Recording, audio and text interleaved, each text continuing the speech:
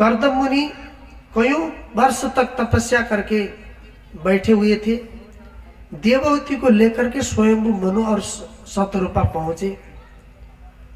कर्दम मुनि के आश्रम में जाकर के विवाह का प्रस्ताव रखा और विवाह करके छोड़ा है।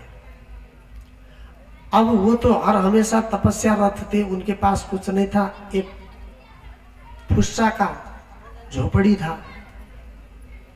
उस झोपड़ी में रहने लगे और 2 दिन के बाद फिर ध्यान में बैठ गए, ध्यान मग्न हो गए। तो जब 2 दिन बाद ध्यान मग्न हो गए तो माता देवहूति ने बड़े दुख से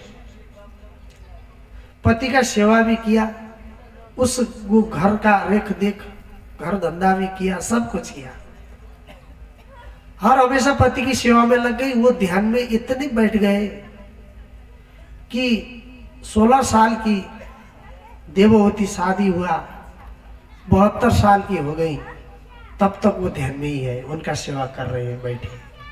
आजकल की स्त्रियां होती तो 3 दिन के बाद दूसरा ढूंढ के चली जाती। बोलो कृष्ण कन्हैया लाल की। ये तो ध्यान बैठ गया, अब क्या करें। तो जब उनका ध्यान टूटा तो बाजू में एक वृद्ध माताएं बैठी हुई थी, वही देवहूति, पहचाने नहीं उन्होंने। अब 16 साल की जवान थी, आंख बंद करके ध्यान में थे, अब खुले तो वृद्ध है, तो कैसे पहचानते। बोले माता जी कौन है आप। रोने लगी देवहूति। माता जी कहते हो मैं तुम्हारी पत्नी देवहूति। कौन पत्नी देवहूति। अरे परसों पहले आप याद कीजिए, महाराज स्वयंभू शतरूपा आए थे मुझे लेकर के अपने आश्रम में, वहीं पर विवाह करके छोड़ के गए थे, मैं वही देवहूति हूँ। अच्छा, मैं इतना लंबा ध्यान में चला गया। हाँ, अब क्या करूं। ऐसी घटना एक दक्षिण भारत में भी घटी थी, सत्य घटना। वाचस्पति मिश्र नाम करके एक पंडित जी थे, वो 60 शास्त्र के टीकाकार हैं। उनकी पत्नी का नाम था भामती। वो 60 शास्त्र के टीका लिखने शुरू किया, उन्होंने उसका अर्थ करना शुरू किया, व्याख्या करना शुरू किया। तो 60 शास्त्र का व्याख्या करते करते वो जब सुबह होता उठते तो पत्नी उनको चाय पिलाती और उसके बाद वो लिखना, वो तो उठ के ही नहाना धोना करके लिखने बैठ जाते, लिखते। और भोजन का समय होता तो भोजन खिला देती, वो लिखते रहते, वो हाथ से खिला देते, क्योंकि उनका ध्यान पुस्तक में रहता। ऐसे करते करते 36 साल बीत गया। 36 साल लगा 60 शास्त्र का टीका करने में। 36 साल जब टीका किया, करके खत्म किया और पुस्तक यूं बंद करे, देखे तो पत्नी वृद्ध हो गई थी।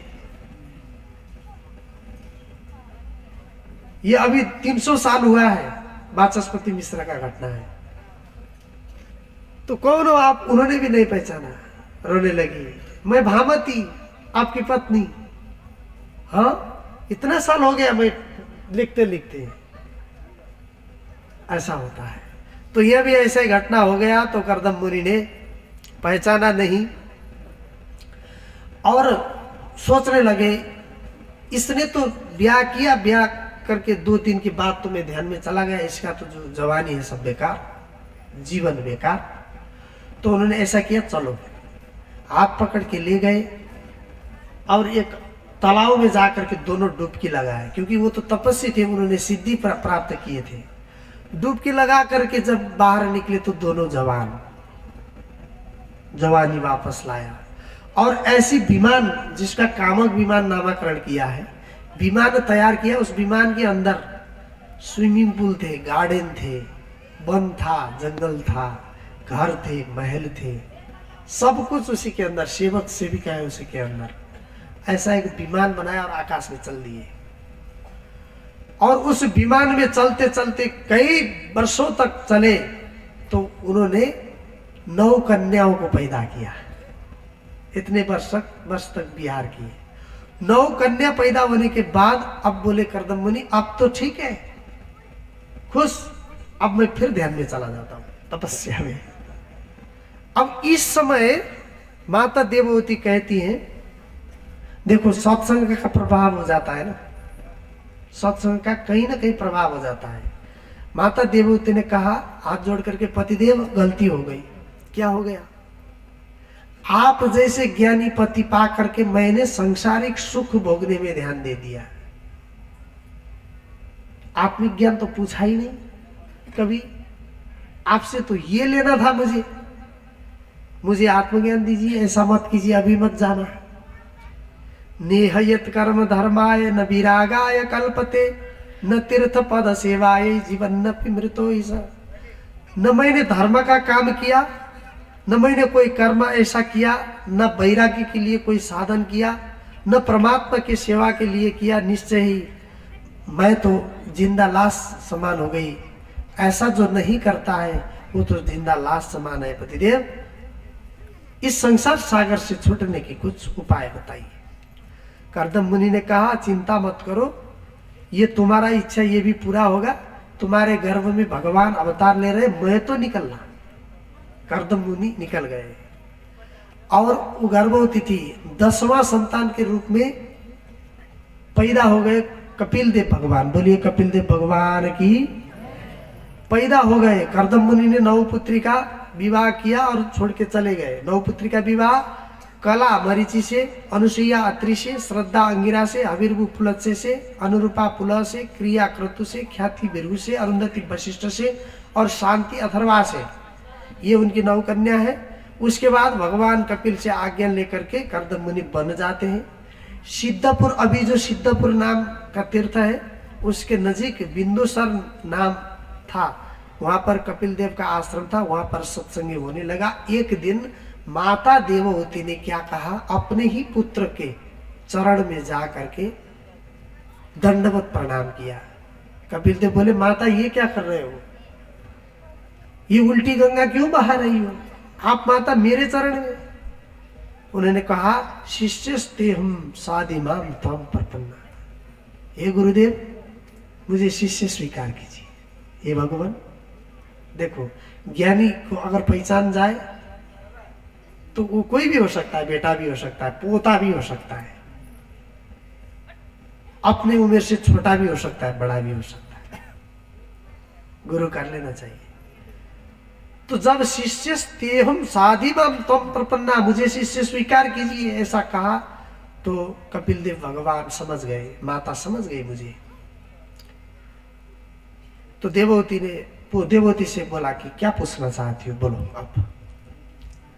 देवहूति ने प्रश्न किया, प्रभु संसार में सच्चा सुख और सच्चा आनंद कहाँ है? ध्यान दीजिए, आप सुख भोग की इच्छा तो आपके हृदय में है, लेकिन सच्चा सुख और सच्चा आनंद कहाँ है? जिसका नाश हो न सके ऐसा सुख चाहिए, ऐसा आनंद बताइए। तो कपिल देव भगवान कहते, माता संसार में तो ये सुख मिलेगा नहीं। संसार का सुख तो मैं कल बताया था ना, खुजली के समान होता है। यह का सुख अनुभूति होगा, लेकिन उससे ज्यादा दुख देगा। जितना सुख देगा उसका डबल दुख देगा। ये सांसारिक चीज है ना, कार, गाड़ी, हेलीकॉप्टर, प्लेन, ये जो भी है, जो भी चीज है, ये खाने की वस्तु, पहनने की वस्तु, ये जितना सुख देते हैं उसका डबल दुख देते हैं, परेशानी। तो देखिए, जगत के पदार्थ में आनंद नहीं है, केवल आनंद का भास मात्र है। अनित्य मसुखम लोकम इमं प्राप्य भजस्व माम। गीता में श्री कृष्ण ने कहा है, अर्जुन, क्षीण भंगुर और सुख रहित इस जगत को और मनुष्य शरीर को प्राप्त करके तुम मेरा ही भजन करो। यानी अंतिम सुख का है, कोई तन दुखी, कोई मन दुखी, धन बिन रहता उदास, थोड़े थोड़े सब दुखी, सुखी राम के दास। अंतिम भजन में ही सबसे ज्यादा सुख है, ऐसा कहते हैं। विषयेन्द्रिय संयोगात् दत्तद्रे मृतोपमं परिणामे विषमीव तत्सुखम राजसं स्मृतम्। विषय और इंद्रिय के संयोग से जो सुख उत्पन्न होगा वो आरंभ में अमृत जैसा लगेगा, लेकिन परिणाम में वो विष समान होता है। इसलिए देखिए, चेतः खल्वस्य बंदाय मुक्तये चात्मनोमतम गुणेषु सक्तम बंदाय रतम वा पुंसी मुक्तये। जीवात्मा का मन ही निश्चय ही अपने बंधन के लिए है। अब बताइए, अब आपको बताता हूं मैं मन के विषय में, ध्यान से सुनिए। ये आपका और हमारा जो मन है ना, मन, ये मन ही सब कुछ है। ये जीवात्मा जो मन है, गुणेषु सक्तम बंधाय रतम वा पुंसी मुक्त है। यही चाहे तो मुक्ति करा सकता है, यही चाहे तो बंधन में डाल सकता है। मन के हारे हार है, मन के जीते जीत। मन ही मिलावत राम सो मन ही करत फजीत। मनरेव मनुष्याणाम कारणम बंध मोक्षयो। लेकिन माता, इस मन को जो है बांधना होगा, खुला मत छोड़ो इसको। ये मन जो मांगता है वो देना नहीं है इसको।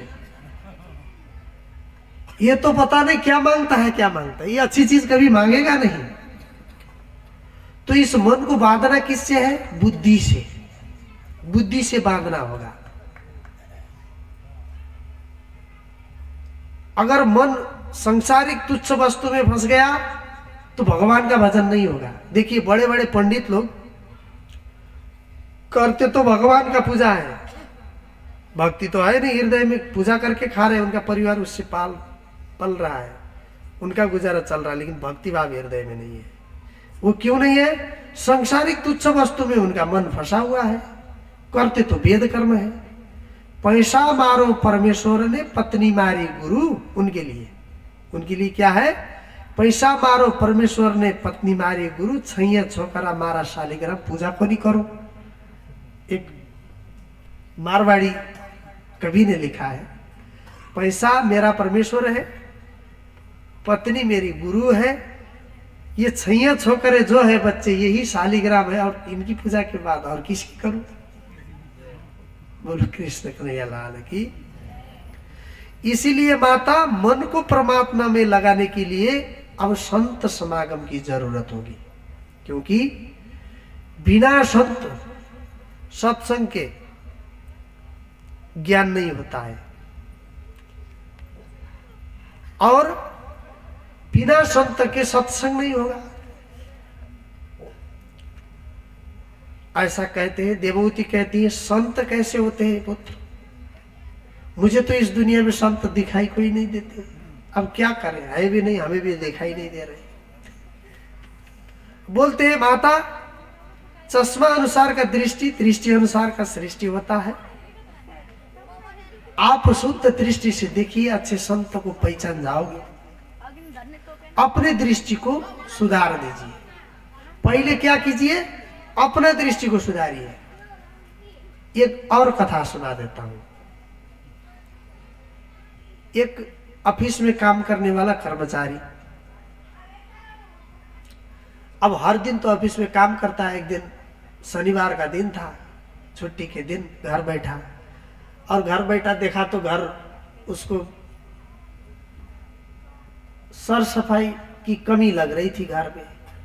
बोला अपनी पत्नी को, ये सर सफाई भी अच्छी तरह से करती नहीं हो, तुम्हारा क्या काम है? घर का यही तो काम है। तो पत्नी ने बोला, काम कितने होते हैं, घर का काम आपको क्या मालूम? आपको तो एक दिन देख लिया, बोल दिया आप तो ऑफिस जाते हैं बड़े ठन ठन के, तो आज छुट्टी में हो तो आज खुद भी थोड़ा बहुत सर सफाई कर लो, हमें भी सांस मिलेगी। ठीक है, सर सफाई करता हूं करके पतिदेव सर सफाई करने लगे। झाड़ू मारा, पोछे लगाए, और ऊपर के जो जाले हैं वो गिराया, और दराज में देखा, दराज में दाग है। दराज में शीशा होता है ना अलमारी में, उसमें दाग था। दाग को पोछ रहे, दाग जा ही नहीं रहा था। फिर पानी लगाते, साबुन लगाते, नहीं जा रहा है। परेशान हो गए। 1 घंटा हो गया, उस अलमारी की शीशा साफ कर रहे, जाता नहीं है। तो आवाज करके बोले, अरे ओ इधर आओ, कितना गंदा किया है तुमने, 1 घंटा हो गया घिसते हुए, शीशा साफ नहीं हो रहा है, कैसा दाग लगाई हो? पत्नी ने देखा तो शीशा साफ था, और पति बोलता है दाग है उसमें। पति के चेहरे पर देखा तो पति के चश्मे में दाग था। वहां पर देख रहा था, वहां पूछ रहा था। एक बार रुको बोला, पति के चश्मा निकाला और पोंछ के लगाई। अब देखो ठीक है, ठीक है। दृष्टि में दोष है तेरे, तू दुनिया निहारती। खुद के दृष्टि में दोष है, दूसरों की कमजोरियां ढूंढ के फिरते हैं। दोष से भरे पड़े हैं हम, भरे पड़े हैं पूरा फुल दोष ही दोष से, दूसरों का दोष का हम व्याख्या करते हैं। कबीर जी ने कहा मूर्ख ढूंढने चले गए एक बार कबीर जी, बुरा जो देखने में चला बुरा न पाया कोई, जो दिल अपना खोजिया तो मुझसे बुरा कोई नहीं। तो इसलिए दोष हमारी दृष्टि में, इसलिए माता अपनी दृष्टि को पवित्र बनाओ। दुर्योधन ने श्री कृष्ण को नहीं पहचाना, वो श्री कृष्ण का दोष नहीं था, दुर्योधन की अपनी दृष्टि की दोष थी। वो खुद छलिया था, छल कपट करता था, और उसने भी कृष्ण को छली और कपटी समझा। इसलिए माता संतजन की थोड़ी लक्षण बता देता हूं। ऐसा कहती, संत के लक्षण बताती है। संतजन दुख सहन करने में अति समर्थ होते हैं। संत का लक्षण एक है तितिक्षा यानी सहनशीलता, दूसरा है दयावान, तीसरा सुहृद भाव, चौथा है अजात शत्रु, किसी से झगड़ा नहीं करते, पांचवा वो शांत होते, छठवां वो सरल होते हैं। संत के 6 गुण है। सो अंत सुखाय इति स्वंत, स्वांत सुखाय, जो अपने अंतर से सुख को आनंद लेते वो संत है। बाहर का सुख ढूंढने वाले संत नहीं होते, ऐसा कहते। इसलिए अब छोड़ो, ऐसा कहते, अब छोड़ो तुम ऐसा करो, सबके हृदय में मुझे, क्योंकि कपिल भी भगवान का अवतार थे, सब प्राणियों के हृदय में मुझे जानो। मय्ये नन्हेर भावेन भक्तिम कुर्वन्ति ये दृढ़ाम मत्कृत्य त्यक्त कर्माणम त्यक्त सोजन बांधवा। जिसने भी मुझ पर अनन्य भाव से दृढ़ भक्ति करते हैं, जो भी वो मेरे लिए विभिन्न कर्मों को, मतलब विभिन्न चीजों को, वस्तुओं को मेरे लिए त्यागते हैं, जो जिन्होंने त्यागा है, अपने स्वजन को त्यागा है, बांधव को त्यागा है, सुख को त्यागा है, धन को त्यागा है, दौलत को त्यागा है, जो केवल मेरी कथा और कीर्तन में रमते हैं और सत्संग करते हैं, वैसे भक्त की सेवा करो जाकर के। माता को कहते हैं जो मेरे भक्ति में रत है, भक्त है, उन्हीं के पास जाओ, उन्हीं का सत्संग करो, तुम्हारे दुख नाश होंगे। संत की परिभाषा करते हैं। इसलिए अब मन को बस करने के लिए दूसरे साधन मैंने बताया अष्टांग योग के विषय में। अष्टांग योग भी मन को बस करने का साधन है, लेकिन योग करो निरोगी बनो ऐसा साधन बनाया है। तीसरा साधन है मानसिक सेवा, और सबसे उत्तम साधन ही प्रेम पूर्ण भक्ति है। माता देवहूति कहती है, भगवान आपने सब साधन को बताया, लेकिन भक्ति की ही प्राधान्यता मैंने पाया उसमें, इसलिए भक्ति योग के मार्ग विस्तार पूर्वक हमें बताइए, ऐसा कहते हैं। तो कपिल देव जी कहते हैं, देखो माता 3 प्रकार, वैसे 4 प्रकार के भक्त होते हैं, तामस भक्त, राजस भक्त और सात्विक भक्त और निर्गुण भक्त। तामस भक्त ऐसे होते हैं जो क्रोधी पुरुष हृदय में हिंसा, दंभ अथवा मात्सर्य का भाव रख कर भक्ति करते हैं। भगवान के मंदिर में जाएंगे, आप जिस किसी से विरोध हुआ है उसको बोलेंगे भगवान उसका नाश कर देना, खत्म कर देना उसे, ऐसा भक्त है। ये तामस भक्त है। दूसरे है राजस भक्त, जो पुरुष विषय यश ऐश्वर्य के कामना से भक्ति करते हैं। राजस भक्त क्या है, भक्त कैसा होते हैं, आप किस भक्त में पढ़ते हैं आपको याद करना है। राजस भक्त कैसे पढ़ते हैं, जो मंदिर में जाकर भगवान मुझे धन दीजिए, सुख दीजिए, मुझे निरोगी कर दीजिए, मुझे दौलत दीजिए, मुझे बड़ी सुंदरी पत्नी दीजिए, अथवा बड़ा हैंडसम पति दीजिए, और एग्जाम में पास कर दीजिए, मुझे सरकारी नौकरी दीजिए, ऐसा जो मांगते हैं वो राजस भक्त है। तीसरा होते हैं सात्विक भक्त। सात्विक भक्त ऐसे होते हैं जो व्यक्ति पाप के क्षय करने के लिए पूजा अर्चना करना अपना कर्तव्य समझते हैं, वो सात्विक भक्त है। और चौथा है निर्गुण भक्त। जो निर्गुण भक्त है ना, वो भगवान से कोई भी किसी भी चीज की अपेक्षा नहीं करते, उन्हें कुछ नहीं चाहिए यहाँ तक कि मुक्ति तक न चाहिए। यहाँ लिखा है सालोके साष्टि सामीप्य सारूप्य इकत्वमप्युत दीयमानं न गृह्णन्ति बिना मत सेवनम जना। ऐसे भक्त देने से भी चारों प्रकार के मुक्ति लेते भी नहीं, मुक्ति भी नहीं चाहिए। वो इतना ही मांगेंगे, प्रभु आपसे हमेशा प्रेम बना रहे मसीह। इनको कहते निर्गुण भक्त। हरिना जन तो मुक्ति न मांगे, मांगे जन्म अवतार। लेकिन हमें जन्म जन्म अवतार करें, भले हमें मुक्ति नहीं चाहिए, लेकिन उस अवतार में आपका प्रेम हमेशा मिलता रहे।